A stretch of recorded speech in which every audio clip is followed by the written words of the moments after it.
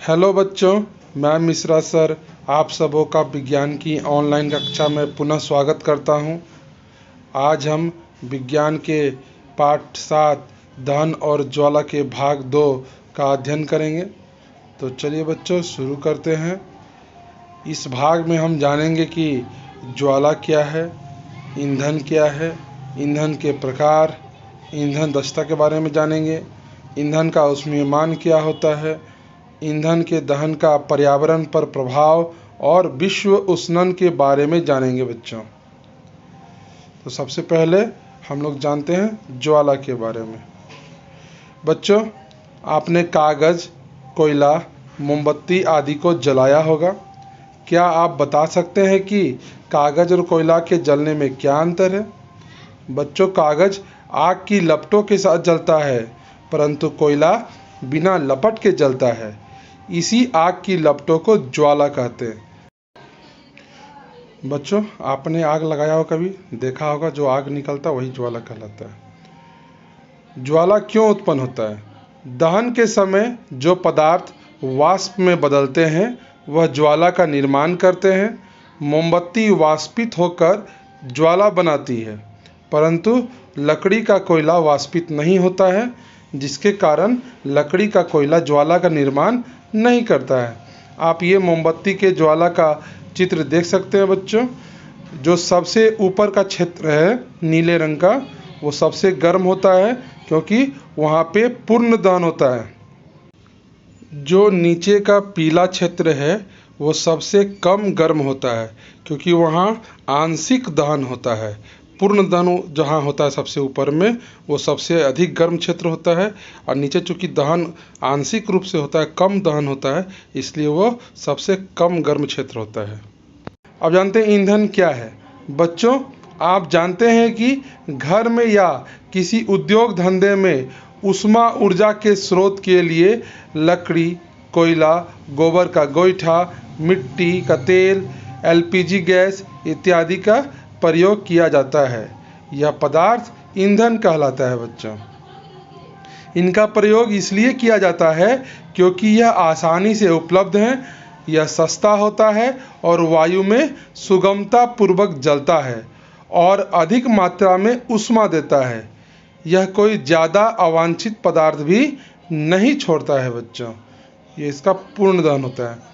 अब जानते हैं आदर्श ईंधन होने की शर्तें। एक आदर्श ईंधन वह है, पहला, जो अधिक ऊष्मा उत्पन्न करता है। दूसरा, जिसका ज्वलन ताप न तो अधिक होता है और न ही कम। तीसरा, जो सस्ता और सुगमता पूर्वक उपलब्ध होता है।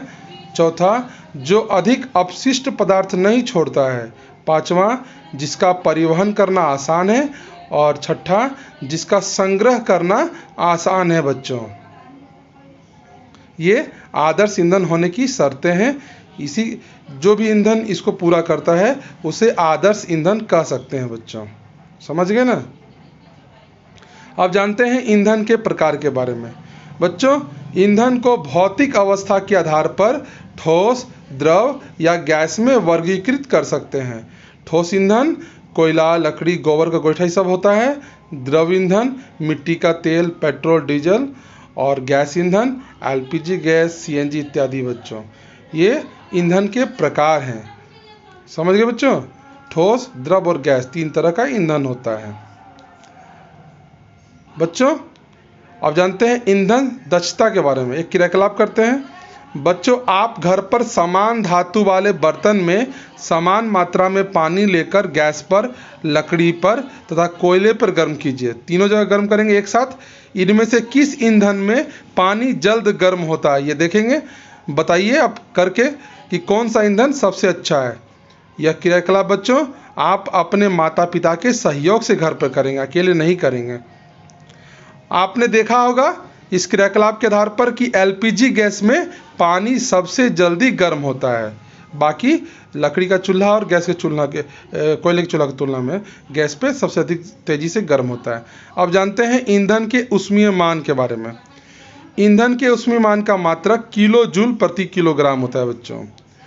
विभिन्न ईंधनों का ऊष्मीयमान इस प्रकार है। गोबर के उपले का 6000 से 8000, लकड़ी का 17000 से 22000, कोयला का 25,000 से 33,000, पेट्रोल का 45,000, मिट्टी का तेल 45,000, डीजल 45,000, मीथेन 55,000, जैव गैस 35,000 से 40,000 और हाइड्रोजन 1,50,000 किलो जूल प्रति केजी इसका ऊष्मीय मान है।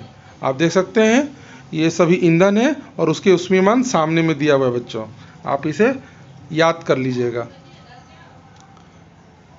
बच्चों, अपने दैनिक जीवन में हम लोग हाइड्रोजन का उपयोग नहीं कर सकते हैं क्योंकि वह आवाज़ के साथ एकाएक पूरा जल जाता है, लेकिन ऊष्मीय मान के आधार पर सबसे अच्छा ईंधन हाइड्रोजन ही है बच्चों, क्योंकि उसका ऊष्मीय मान सबसे अधिक होता है। अब जानते हैं ईंधन के दहन का पर्यावरण पर प्रभाव। बच्चों, ईंधन के दहन से हानिकारक उत्पाद प्राप्त होते हैं। ईंधन का उपयोग प्रतिदिन किया जाता है, इसके उपयोग के बिना हम एक दिन भी नहीं रह सकते। आप सोच सकते हैं बच्चों, घर में बिना ईंधन के खाना कैसे बनेगा, परंतु ईंधन का बढ़ता हुआ उपयोग हमारे पर्यावरण पर हानिकारक प्रभाव डाल रहा है। ईंधन के दहन से कई हानिकारक उत्पाद बनते हैं। जब हम इनका दहन करते हैं तो बहुत सारा धुआं में गैस निकलता है जो हानिकारक होता है बच्चों। पहला, लकड़ी, कोयला, पेट्रोल इत्यादि बिना जले कार्बन के कण छोड़ते हैं। यह खतरनाक प्रदूषक है और दमा जैसे श्वास रोग उत्पन्न करते हैं। दूसरा, यदि दहन के दौरान ईंधन को प्रचुर मात्रा में ऑक्सीजन प्राप्त नहीं होता है तो वह कार्बन मोनोऑक्साइड जैसे खतरनाक गैस उत्पन्न करते हैं जो विषैला होता है।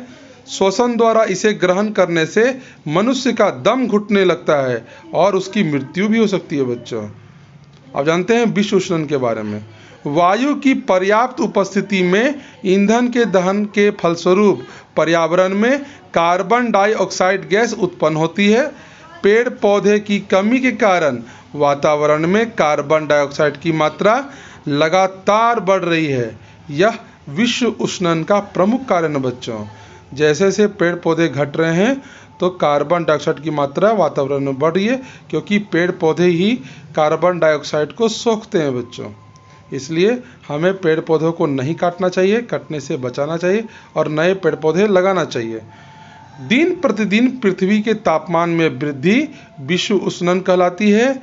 इससे हिमनदी पिघलने लगते हैं और समुद्र का जलस्तर भी बढ़ जाता है।